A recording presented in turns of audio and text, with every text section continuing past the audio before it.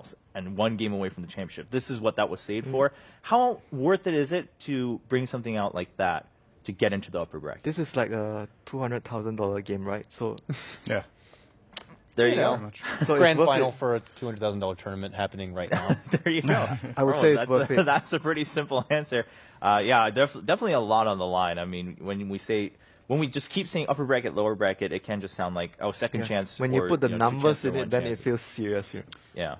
Playing a best-of-1 elimination match is super scary. I think it's of course, there's the prize money, and there's the fact that you get the second life, but it's just as much that the life you get should you lose in the winner bracket. It's still a life you would rather have than the first round life. Right. Best of ones will be a lot about, like, you'll be really scared going into the series because you'll be like, you can't ever prepare fully for a team's best of one. Have like a crazy strat they've just saved and they pull out some sort of cheese strat or whatever that only works once because it catches you off guard, and you're like, I would have loved to play you guys again just so we can take that strategy out of play and just beat you in a normal game, but you don't get the second chance. So it's very scary for every team in the lower bracket. Now, of course, the team that does lose this will still have the opportunity. They will still be able to pick their opponent. But very true. But no matter who you pick, at that point, there could always be something. Like every team in the lower bracket, if they're smart, will prepare some sort of, like, a little, not necessarily a completely different strategy, but at least a little bit of a twist that the other team isn't used to. Whether it be a surprise pick or surprise laning or, those are, I guess, generally the two main things you could tweak very easily. And just you really want to avoid that. Yeah, I mean, when you're at a tournament like TI, it doesn't matter if your opponent, you got to choose and they were the last in their groups and they didn't have a strong showing. A best of one, really, anyone could take it, right? It's not like you go in and you're like, oh, well, you get to play a best of one against 5 Chobras. That's pretty easy peasy, no matter what they bring. Like, we get to win. It's not that kind of situation. They made it into TI5. Like, they are given that much respect. Everyone's here. We've been looking at these player stories. Everyone's here super hungry to say TI is why, like, everything matters. This is where Dota 2 really matters. This is where everyone gets to strut their stuff, so to speak. So that is a pretty scary proposition. Of course, neither team wanting to move down there. At the same time, I mean, do you think there's some level of a personal pride thing here, being from the same region and wanting to say, like, well, we moved out of the groups as a stronger one from the CIS region? Do you think that's coming into play at a personal level between these two teams? Yeah, I think that there's definitely a thing, when you're competing against a fellow team from the same region, you definitely want to feel, you come into TI, you want to prove that we are actually the best from our region. So I think it's going to feel the match with both of the teams trying to prove that they're actually the best team from the CIS region. These guys are really young, too. So I could see him thinking like that, too. Like, there's a lot of pride probably with him. Aloladance is 17. I can't believe it. He's a baby. you know what? Like, they're probably going to prove I'm actually the better Rubik Lil. Oh, yeah? Yeah, there's definitely something. Gyrocopters as well. Illidan plays a good one. Silence known to play a good one. This is like the national championship, and then the winner goes to they both go to the international. But the winner gets $200,000. Yeah, and they get a second chance. They get to play more games on that international stage. No matter, the more we talk about it, the more angles we're going to find on why this matters actually so much more for both the teams. These teams, you can see them. I mean, I don't think anyone can kind of let their guard down. Both teams look pretty nervous and very focused at the same time. It's not anymore about how tired you might be or, how scared you might be, even if you are. It's not coming into play right now. Both teams just reviewing. Last minute, of course, you don't want to make any silly mistakes when that much is on the line. I don't know how long ago they played each other, so they probably need to get a crash course once again on how that last time they played each other went. They've played a lot of teams since then, a lot of games, so they want to make sure they can get a crash course on what to expect. Didn't it was day 2? Yeah, day 2. It was like also, but at that very end, End of day 2. Yeah, Empire also had like a long day that day, and that's why I think they looked super happy. But after that, right, both of them, like, every match mattered. Like, oh, do we still keep our chances alive or not? They probably haven't had much of a chance to go back and think. Because you come into TI5's group stage thinking, all right, it's a round robin. Let's prepare super hard, win, move on. Then you got to review your next opponent's previous games from the days before. So, yeah, they definitely probably want to spend some time here. This is the first best of 3, right? So that's true. First best of 3. That could be a different experience in itself. We'll see. First 3-game stretch. More Dota. That's Even that's the more. best way to put it for all of our audience. Of course, watching from home, more Dota for sure. At the very least, 2 more games, so no different than another best of 2. But we could very well go to a best of 3, and that's exciting because this could show us things to come for at least one of these teams who does go into that upper bracket. That's pretty exciting. I mean, how excited are you guys about the main event? Because almost everything's settled now, except for these 2 teams on who's in the upper and who's in the lower bracket. It's always an amazing experience, and this year it's going to be even better than last year. The whole arena is going to be crazy, packed with people, all the spectacle, everything around it is it's always phenomenal. And of course, as far as the quality of games, I think we pretty much all agreed that the quality of everyone is stronger.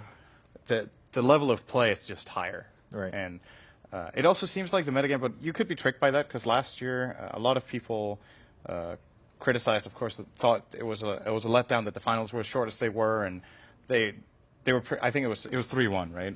Yeah, it was 3-1. It was 3-1, and the games were pretty short. It was a lot about like face rush, really early pushing and pressure like that, and they forget a lot the build-up there was until those grand finals. Like, it was just the end of the playoffs that had like those super short games, but a lot of the games along the way were incredible. That said, though, it does seem like the metagame now makes for longer and more exciting games. And because the thing is, at TI4, we did have a couple of those like super early push strats during the group stage. Like Vici Gaming, for example, played a lot of them and had like 15-minute wins. I think the shortest game we've had this TI was 25 straight by Cloud9. Yeah, that was the IG game. Yeah, and that was a shutout. So that bodes pretty well for some more drawn out and more exciting games that are less predictable. We're in a great spot right now, I think, with the patch. I don't want to speak too soon, but I mean, I agree with you. We've had games from 20 minutes up to 90 minutes already here at the group stage. Single, double, triple rapiers. I mean, we're fortunate enough to see those kind of games in a grand final, so I think there's a great chance that we could see that. And as I said before, at the actual main event for the atmosphere, we're all here to celebrate Dota as a game, and everyone's going to be way into it. I mean, people are getting hyped up. This group stage, the storylines that have already been built up are super exciting. People are looking forward to see these teams live on the stage perform. And, you know, we got teasers about things to expect at Key Arena, and I'm very excited to see some of them. Yeah, absolutely. Winter, what about you? How excited are you to be here? I think for me, the most exciting thing is the diversity of the hero pools. Like last year, there's also a lot of heroes, but I feel this year it's been broader.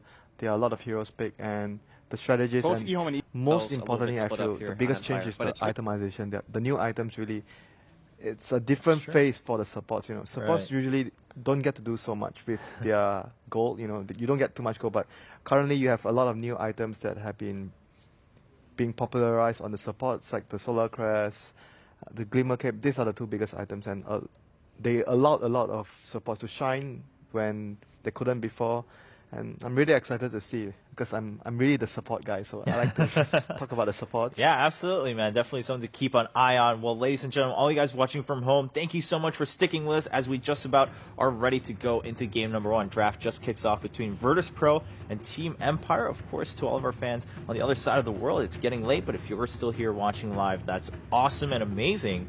And look at that. We talked about these Naga, Qua, Lesh all being banned out from either side. The staples. Yeah, I mean, I think in this tiebreaker, you don't really want to let any of those go from the get-go. Virtus Pro, Shadow Fiend, always want to fly is not going to be able to use them when he's here's for Hot 6. Like, you do not want to have to TP. You expect, but Gyro, yeah, no surprise. First priority for both if Lesh is not there. Right. Both eHome and Undying for that 4th series and not that good to pick into Gyro generally, but if you can play around it, and they're going to be able worth it, right? I mean, you could also be worried about giving away the Undying plus the Gyro together if you don't pick it. I mean, it could be also a possibility why you're picking Undying into the Gyro, because of both the teams having the very similar playstyles, very aggressive, and Undying could fit in both of the teams' lineup really well. Now, we've seen more and more people also favoring to pick Dazzle within the first phase. Do you think that will come into play here? Because again, we talked about this just the match before. Dazzle plus Gyro, pretty darn safe combo. It's also very good with Shadow Fiend, as EG showcased a little bit. It's got to be right here. I mean, armor synergy. It's just when you don't have access. Yeah, Tusk is. I mean, Empire didn't really prioritize the Tusk so much before, so. Oh, that's true. Yeah, the Shaker also slipping by. I mean, generally not as high priority in most of our matches, but between these 2 teams, not too super. Yeah, it's a very good pick in the sense that the support it provides for the Shadow Fiend. Sometimes Shadow Fiend you run into trouble in the early phase and you need someone to babysit you all the time. Like Earthshaker is always there with the Fissure, and he can also help Shadow Fiend with stacking of camps. So in general, it's a very good support to have with Shadow Fiend. In a bit of a bind, you can always rotate him to the off lane, and we know Yoku can play a ridiculous Earthshaker if necessary. Have they actually even played a support this Yeah, tournament? I'm actually going to ask that. I don't think I remember seeing them playing Earthshaker support in the group stages. It's mostly just off lane, I remember. Regardless, though, this is a really good Rubik pick from Virtus Pro. We were talking about how it would be a contested pick between Lila and Aloha Dance. Fissure, one of the best spell steals in the game. And in addition to that, Requiem also. Right. A very easy spell to steal. So what happens with Rubik is a lot of the times when you play against certain heroes, there are just some spells that are really key to steal, but some of them are very difficult to get. You know, an example would be Death Ward from Witch Doctor. He casts the Death Ward, but he can trigger the heal immediately after, and then you steal the heal, which is kind of useless in most cases. But with Shadow Fiend, all of his cast animations are pretty long. So he winds up the Requiem, there's a sound cue, it's very clear visual, and his follow-up, would he want to cast Raise afterwards, you have like a good half second at least to probably get that spell steal in. And Rubik channeling the Requiem is a little more subtle. You don't see it so easily in the fight, you maybe don't expect it to come out. And it has a huge impact because not only does it deal damage and slow, but again, the minus damage from Requiem, often an overlooked aspect of this spell that is absolutely crucial in this team fight meta. Yeah, that's something you guys have been pointing out every time that we get to see a Shadow Fiend so far here at TI. The Dazzle eventually does get banned, and Virtus Pro were actually pretty quick about their second phase bans. They seem very clear on how they came into this. They said, game one, this is our game plan, we're going to stick with it. Lots of targeting to what feels like resolution with the Storm and Razor ban. The side of Virtus Pro, I'm curious what they're going to get to potentially go to that mid lane. Viper, maybe, if they need to get a lane dominator. The other options have already been banned out. TA's gone. Razor's gone. They already grabbed Lina on the side of Empire. I'm just still thinking about that Tusk, whether they're going to ignore it entirely or will grab it. And for Empire, this being an offlane shaker, Lina could easily just be one of the two supports, and they could still be aiming for their Dragon Knight. And by picking the Lina, they remove one of the good counter picks in mid that Virtus Pro could have actually given G to beat Resolution.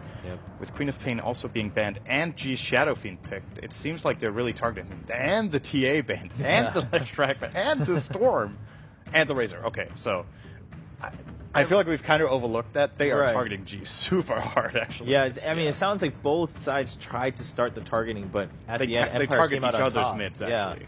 But Empire came out on top because they got to secure the SF and then the Lina. So I think that's what's throwing VP off a little bit, maybe. I don't know if they were expecting this Lina pick this early, hoping to secure it for themselves, perhaps. They're definitely taking their time here. Yeah, quite a bit. I mean, it's very hard to pick at this junction because G has very little options, and the other options that he has isn't really that good in this game. And they're going to go for the offlane position first for Phobos with the Spirit Breaker. They have ran it as a 4 position before, though. So okay. Non-concrete, but yes, more than likely the Phobos special. So this was a very quick it'll be a Shadow Demon plus Lina. Yeah, Shadow Demon plus Lina is their support duo, so they already show that the Earthshaker is going to be offlane on Yoki. And Virtus Pro would round the draft up with a Tusk, so they have the potential of the dual lane that we talk about a lot, Spirit Breaker plus Tusk, to pressure the opponent's carry. I mean, that could be really potent, so we'll see what Empire chooses to go for as their safe lane carry. I feel like this metagame rarely has a draft without one defensive support. Like, it just seems like every single team really values having that extra save, whether it be Snowball, Disruption, Fissure.